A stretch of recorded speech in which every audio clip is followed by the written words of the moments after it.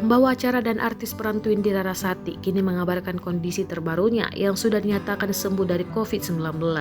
Lewat akun media sosialnya, Twindy mengatakan sudah sembuh dan kini sedang melakukan isolasi di rumah. Alhamdulillah, saya sudah boleh melanjutkan isolasi mandiri di rumah dan sudah dinyatakan sembuh, tulis Twindy, dikutip kompas.com Sabtu 2 Mei 2020 dari akun @twindyrarasati.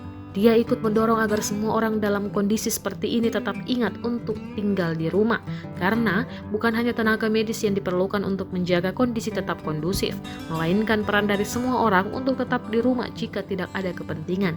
Baginya, mereka ini juga pahlawan, hanya saja mereka berjuang dengan tetap di rumah dan menahan keinginan untuk keluar. Walau demikian, Twindy juga tak menyalahkan mereka yang masih harus keluar untuk mencari nafkah. Sebelumnya, lewat media sosialnya juga, Twindy mengabarkan kalau dirinya positif terinfeksi COVID-19.